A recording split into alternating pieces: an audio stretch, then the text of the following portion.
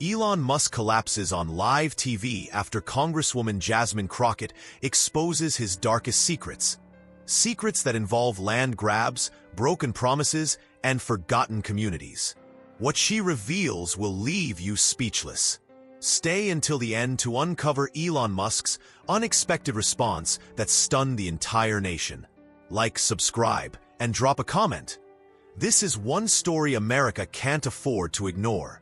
You could feel the tension humming through the studio lights before a single word was spoken. It was the kind of tension that doesn't announce itself with shouting or fireworks. It lingers in the silence, in the way a throat clears before a question, in the wait of a moment before a name is called. The network had advertised it as a special town hall on the future of American innovation. A glossy corporate-sounding title that didn't even come close to forecasting what would unfold in the next 46 minutes. And yet, every producer in the building knew something big was about to break. What they didn't know, what no one could have known, was that Congresswoman Jasmine Crockett, barely into her second term and already making national waves, was about to dismantle one of the most powerful men in the world. Live, in front of millions, the cameras rolled. Elon Musk adjusted his collar. Somewhere between his signature arrogance and a twitch of nervous energy, he thought he was hiding. Across from him sat Crockett, composed and dressed in a simple black blazer, her gaze unblinking. She wasn't there to grandstand. She wasn't there to own anyone. She was there for something else, the truth. And that's where this story begins. Not with a scandal, but with a question. One so clear, so precise, that it bypassed the usual media fog. Crockett leaned slightly forward, eyes locked on Musk, and asked, "Mr. Musk, you've said you want to save humanity, but I want to know, how do you reconcile that with what happened in Luling, Texas, in the spring of 2015? The studio fell quiet. Even Musk, normally so quick with his tongue, so adept at veering off-topic into the abstract language of innovation and Mars colonization, blinked. Once, then twice. And for the briefest of moments, his face dropped. Just for a beat. But a beat was enough. Luling, 2015. A forgotten town, a buried deal. But Jasmine hadn't forgotten. And neither had the families who'd lost their homes to a pipeline Musk's now-defunct energy subsidiary had pushed through under the cover of eminent domain. A deal sealed with state-level political donations, silent permits, and midnight signatures. The public never connected Musk to it directly. He'd kept his name clean. Until now. "I'm not familiar with the specifics of what you're referring to," Musk said, his voice tight, manufactured calm. "SpaceX and Tesla were not involved in any." "I didn't say Tesla or SpaceX," Crockett interrupted smoothly. "I said a shell company called Equinox Infrastructure Holdings. You owned it through 2 layers of Delaware LLCs. Would you like me to read the land seizure affidavits signed by your lawyers?" The moderator, who was supposed to be guiding this exchange, stiffened and looked toward the control booth. But the producers had already made a decision. No cuts, no breaks. Keep the cameras rolling. America was watching, and something real was happening. Let's pause here, because what Jasmine Crockett did in that moment wasn't just confrontational. It was forensic. She knew, as any good lawyer does, that the power of a courtroom is not in the shouting, but in the silence after a fact lands. And this was a fact that had been sitting just beneath the surface of the public record, buried in real estate transfers and corporate opacity. But once she said it aloud, it was alive. Crockett continued. In 2015, 72 families in Luling were displaced. Land that had been in Black and Mexican-American families for generations was seized, under the promise of renewable energy development. Instead, that land was sold, just 18 months later, to a natural gas operator that had zero commitment to green energy, but had a signed offtake agreement with a company linked to yours. You profited. The families lost everything. Does that sound like saving humanity? Musk didn't answer. Not immediately. He took a sip of water, then placed the glass down slowly. That pause, the way his hand trembled just slightly, was all the signal viewers needed. Twitter exploded. Threads unfolded in real time. And in homes, on phones, across tablets and TVs, people began asking a question that had never stuck to Elon Musk before. What has he done to get where he is? To understand the depth of what Crockett was doing, you need to understand who Jasmine Crockett is. A former public defender turned civil rights litigator. She built her political identity not on sound bites, but on receipts. She came into Congress not with a splash, but with a file cabinet. And in that file cabinet were names, deeds, contracts, and contradictions that most power players hoped would stay buried. "I'm not interested in demonizing you, Mr. Musk," she continued, her voice calm but steely. "But I do think the American people deserve to understand how power operates behind closed doors. You want to control satellite infrastructure, launch vehicles, neural technology, social media, and transit systems. But can you account, ethically, for the cost of that ambition? Especially when those costs are borne by people who'll never be able to afford a Tesla, let alone live in your version of the future?" It wasn't just a question of hypocrisy. It was a question of moral architecture, of what kind of world is being built in the shadow of men like Musk, and who gets left behind while that future is constructed. Musk finally leaned forward. "You're clearly well-informed, Congresswoman," he said, his voice strained. "But what you're suggesting is a mischaracterization of complex business practices over which I had, at most, limited influence." Influence? Crockett raised an eyebrow. "Mr. Musk, you signed the trust authorization that moved Equinox's assets into a Cayman-based holding vehicle 3 weeks before the pipeline deal closed. Your name is on it. So is your lawyer's. We can put the documents on the screen if you'd like." And then she did. The screen split. On the right, a scanned document. On the left, Elon Musk. Real time, real reaction. You could hear a pin drop. There's something uniquely American about what was unfolding. A billionaire tech mogul, lionized by media and markets, forced to reckon with the underside of empire. Not in court, not in Congress, but on television. In front of the people who'd made him who he was, the public. And Crockett? She didn't flinch, because her target wasn't Elon Musk the man. It was Elon Musk the system, the embodiment of a techno-capitalist mythology that had gone unchecked for too long. In exposing the story of Luling, she wasn't just opening a file. She was indicting the narrative. And the more Musk stammered, the clearer it became. He wasn't prepared. Not for this. Not for her. Crockett closed her folder slowly. "You once said, some people don't like change, but you need to embrace change if the alternative is disaster. I agree. But for the people of Luling, the disaster already happened. And someone made sure you never had to answer for it." Musk opened his mouth. But before he could speak, the moderator chimed in, his voice cracking with urgency. "I'm sorry. We have to go to break." But Crockett raised one hand calmly. "Let him respond," she said. "America deserves to hear it." And just like that, the feed stayed live. This wasn't just television. It was testimony. It was reckoning. And as Elon Musk sat, blinking under the lights, the silence said more than any denial could. The silence that filled the studio was not the kind that ends. It echoed.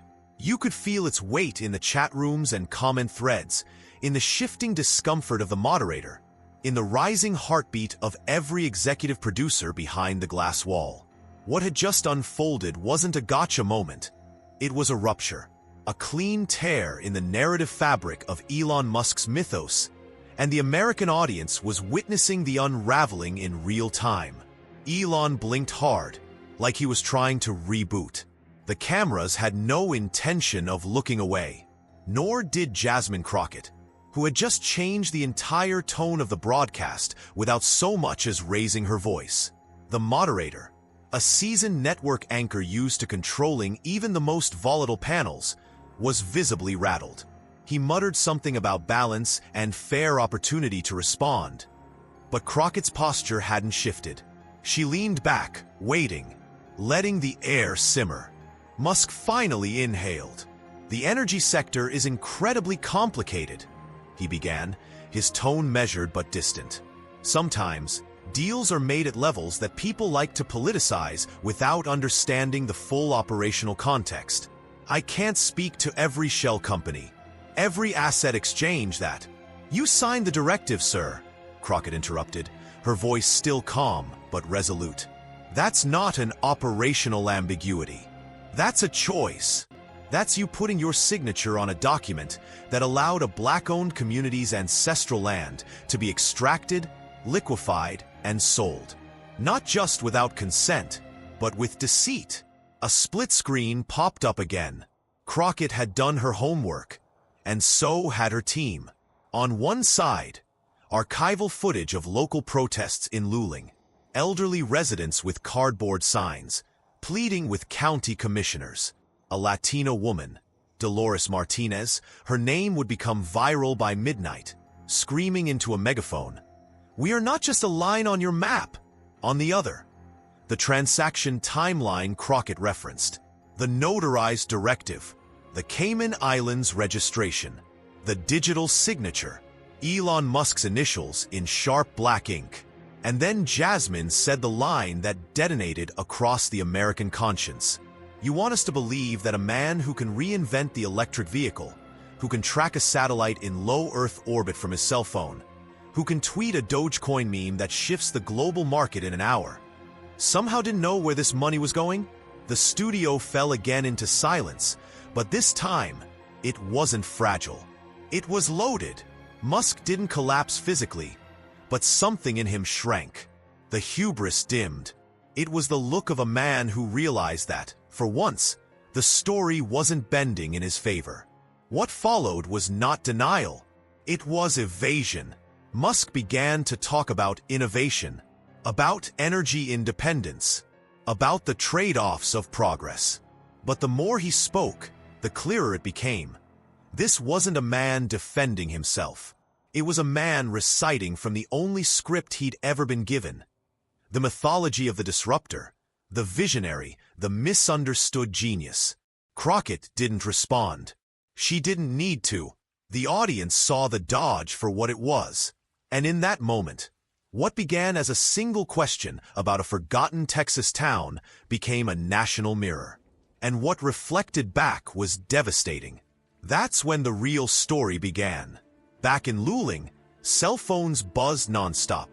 Reporters descended. Dolores Martinez was found on her porch crying. Not out of sadness, but disbelief.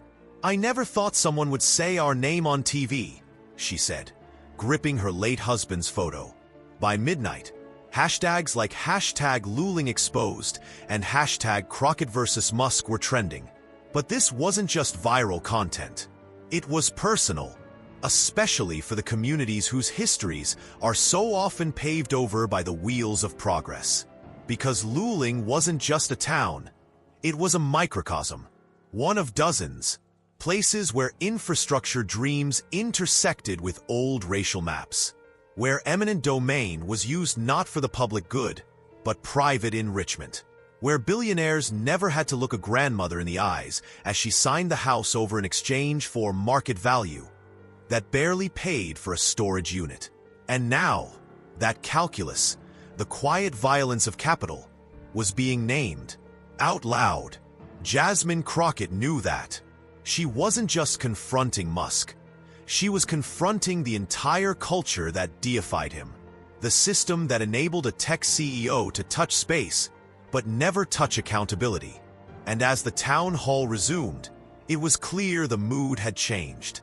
The audience no longer looked at Musk with awe. They looked at him the way Americans had begun to look at all their tech idols. Skeptical, wounded, angry. Another audience member, a young black woman in a green head wrap, stood at the mic. "My father worked for Tesla in Fremont. He got sick. He was told it was just a cough, but it turned out to be a chemical exposure. There was never any compensation. They told us he signed the risk waiver. Does that mean we don't deserve justice, Mr. Musk? And Elon did what so many public figures do when the truth touches them personally. He deflected. He generalized. "We take employee safety extremely seriously," he replied. "And I'm sorry to hear about your father, but I can't speak to individual." The woman cut him off. "You already did. You said it was just a waiver. Like our lives are lines on a spreadsheet." By this point, the studio had transformed.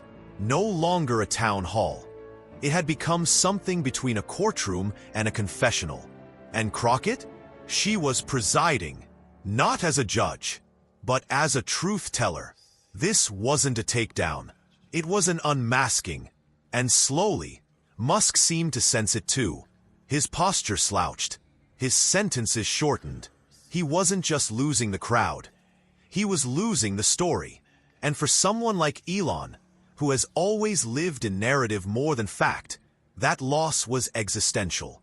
Because when people stop believing in your myth, they start looking at your receipts.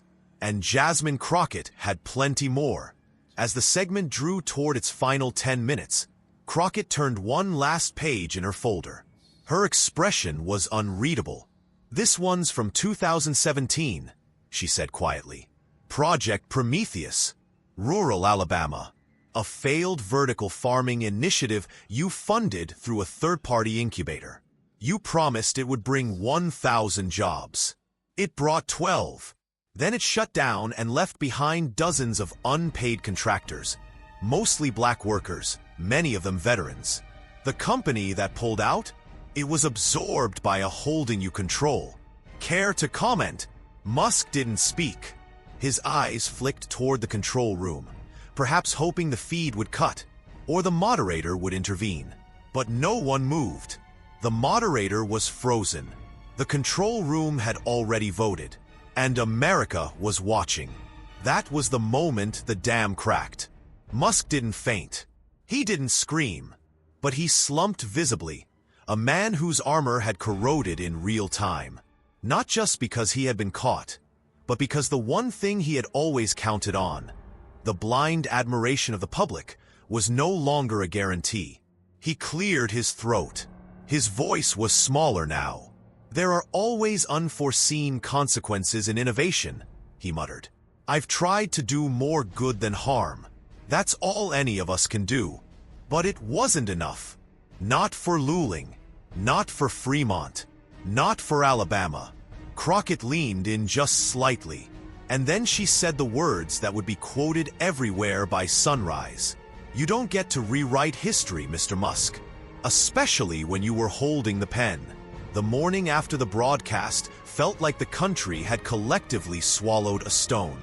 Cable news anchors fumbled through recaps, unsure whether to treat the exchange as political drama or moral reckoning. Conservative pundits tried to cast it as a hit job, until their own viewers, many from rural towns like Luling, called in, sharing eerily similar stories of quiet displacement and broken promises. Progressive commentators hailed Jasmine Crockett as a truth surgeon. On social media, clips of her composure went viral. Not the sound bites, but the silences. The way she asked questions, then waited. The stillness of her body. The way Elon Musk seemed to fold in on himself as she peeled back layers of empire, money, and myth. But the most striking reaction came from the communities Crockett had named. Luling, Fremont, Birmingham. Emails poured into her congressional office. Handwritten letters. Voicemails from trembling elders who'd watched the broadcast alone. Tears streaming down their cheeks, whispering thank you like it was a prayer. Because for the first time, someone had spoken their history out loud on national television. And not to explain it away, but to indict the system that allowed it. Elon Musk, meanwhile, disappeared. His publicist issued a statement the following morning. Mr. Musk stands by his commitment to sustainable progress and innovation. He will continue to pursue projects that elevate humanity, even in the face of partisan distortions. It sounded composed, dismissive, and entirely devoid of remorse. But it didn't land, because this wasn't about partisanship.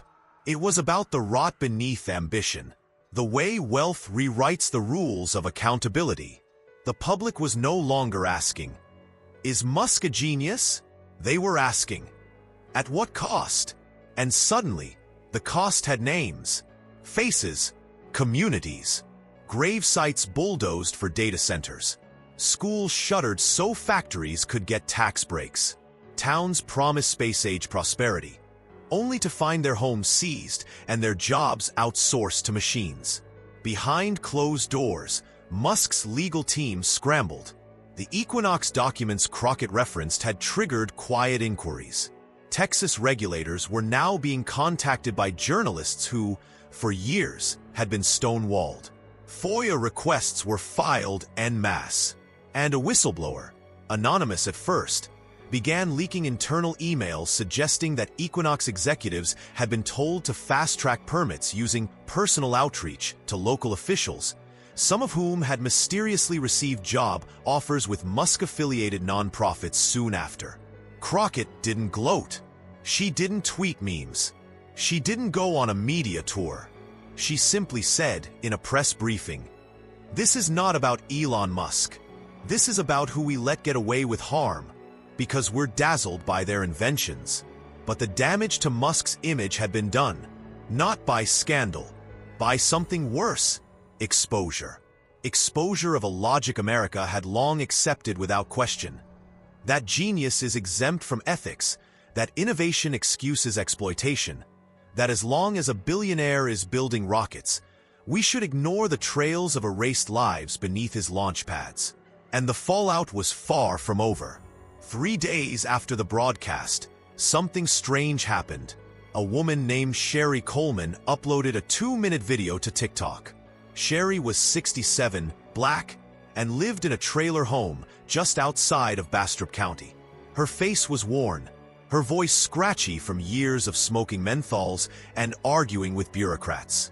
In her video, she held up a faded photo of her childhood home. A small 1-story house surrounded by pecan trees. "They took this from us," she said. "Told us it was for a battery plant. Promised us jobs. I applied 6 times. Never got hired. Now it's just a fenced lot and security cameras. You think I don't know who was behind that? You think I didn't watch that woman, Ms. Crockett, say what needed to be said?" The video got 5 million views in under 24 hours. It wasn't just viral. It was confessional. Within days, a movement began. Not orchestrated, organic. A cascade of community testimonies. People from Nevada, New Mexico, upstate New York, and the Deep South. They began tagging their videos with #TheCostOfMusk. Not with rage. With stories, memories, documents, and every story followed the same haunting arc. Hope, promise, betrayal, silence. Crockett's office started compiling them. A team of interns was assigned to log, categorize, and cross-reference the videos. And slowly, a pattern emerged. Musk-affiliated companies operating through proxies, LLCs, and layered trusts, sweeping into distressed or historically underserved communities, offering transformation, delivering displacement. And this time, no one could say they didn't know. Meanwhile, in Washington, whispers grew louder. Journalists began demanding hearings. The House Committee on Oversight and Accountability, long toothless when it came to billionaires, faced mounting pressure to act. A draft letter circulated, calling for an investigation into land acquisition practices involving SpaceX and its subsidiaries, not to probe Musk as a villain, but to question whether America had allowed its most powerful entrepreneurs to operate outside the Constitution itself. And through it all, Elon remained silent. Until one night, he resurfaced. A surprise appearance on a new streaming podcast, recorded in what looked like a dimly lit library. The host, a Musk loyalist, began with softballs. "Elon, people are saying you're the villain now. How does that feel?" Musk smiled faintly. "It's convenient," he said. "We live in a culture that likes tearing down success. I've created hundreds of thousands of jobs. I've saved the automotive industry from extinction. I'm trying to make life multiplanetary. And now I'm being judged for paperwork from a decade ago?" The host chuckled nervously. "So you don't feel responsible for what Congresswoman Crockett raised?" Musk paused. Then he leaned forward. "I feel responsible for building the future," he said. "Not for every community that didn't understand how to adapt to it." That line, cold, condescending, and casually cruel, went viral within minutes. Because it wasn't just a misstep. It was a confession. He didn't see them. Not really. The people, the families, the ones whose generational wealth had been stripped in the name of innovation. They weren't part of his future. They were casualties. And Jasmine Crockett? She heard that line. The next morning, she held another press conference. No glitz, no fanfare, just a podium outside her district office, flanked by 3 former Luling residents and a stack of printed testimonies. "I was raised by a mother who cleaned houses and a father who fixed tires," she said. "They taught me that progress without justice is just displacement in a different suit. If Mr. Musk believes some communities are disposable, then he's not building the future. He's building a lie." That clip reached over 10 million views in a single day. But the real ripple wasn't digital. It was legislative. A coalition of lawmakers introduced the Community Accountability in Development Act, requiring full public transparency for any federal or state funding tied to private tech expansion. Eminent domain would require community-elected boards. No more NDAs. No more shell LLCs. No more shadows. For once, America wasn't chasing tech. It was chasing truth. And as for Musk, his stock slipped. But that wasn't the collapse. The real collapse was narrative. The end of the myth. The moment the world stopped seeing a genius and started seeing a man. With power, yes, but also with blood on his ledger.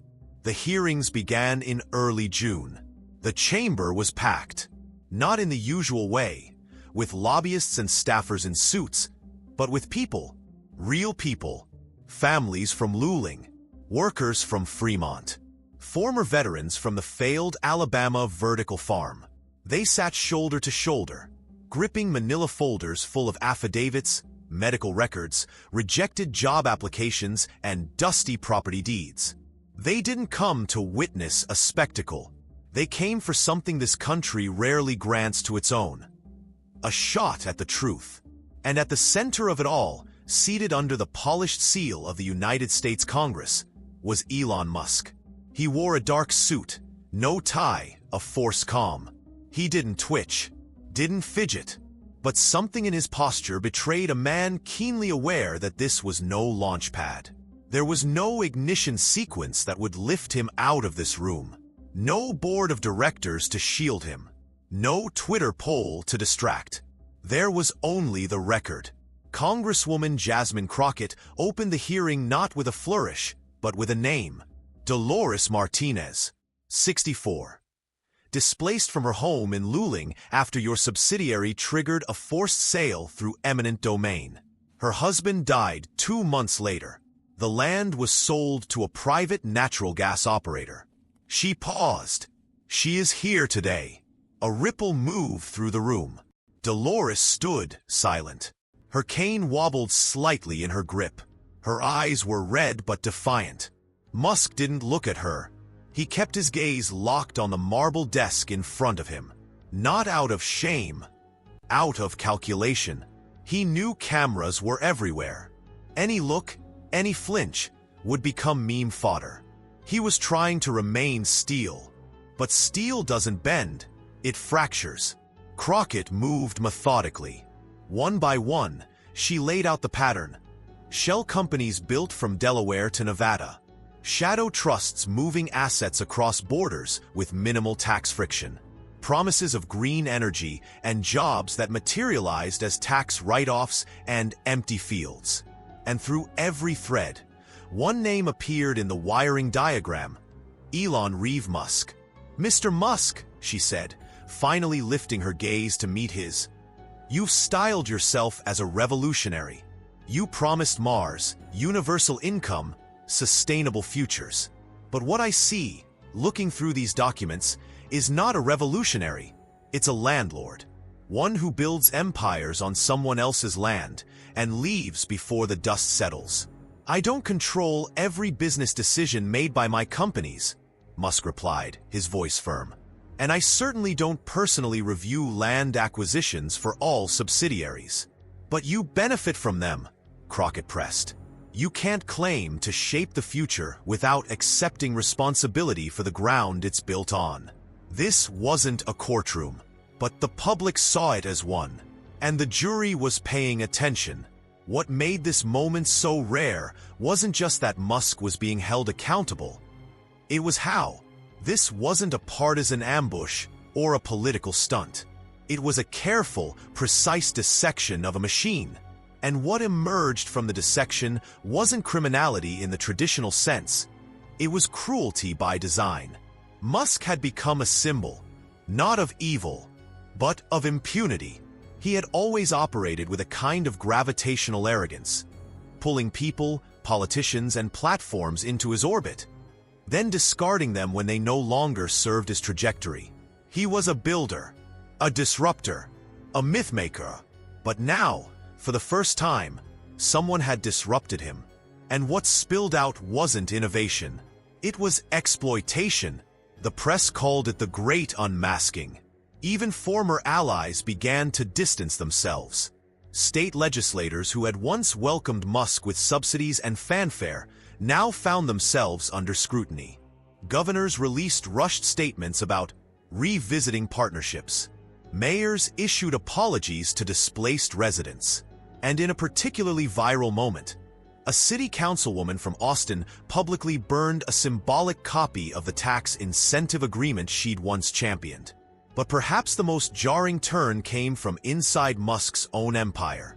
An anonymous employee group at Tesla released a 29-page letter addressed to Congress, backing Crockett's findings. The document, signed only Ethical Technologists for Transparency, outlined internal warnings ignored by upper management regarding the environmental and labor risks of rapid expansion. Included were redacted emails. One, in particular, stood out. "We've mapped the lowest litigation zones and highest local compliance gaps. Luling looks ripe. Push it through while Crockett's still focused on federal." The timestamp was April 2015. The sender, a senior counsel with direct ties to Musk. It didn't prove criminal intent, but it proved moral rot. And for the first time, the tide began to shift within Musk's base. Tech entrepreneurs, long inspired by his ambition, began to question their own models. Think pieces appeared in Wired and MIT Tech Review, titled "The Cult of Disruption is Dead" and "Accountability in the Age of Visionaries." University campuses, once eager to host Musk for commencement speeches, began rescinding invites. And in Silicon Valley, a space that rarely critiques its own, there were murmurs of a new doctrine, progress with consent. But the most haunting shift came from the public. They weren't angry. They were exhausted. Exhausted from being dazzled and betrayed. From believing in futures that always seemed to arrive at someone else's expense. From watching dreams sold in PowerPoint decks while their towns withered. From being told they were too small to matter in the age of giants. Crockett heard that exhaustion. She didn't posture. She listened. And then, in the second week of hearings, she made the moment that no one saw coming.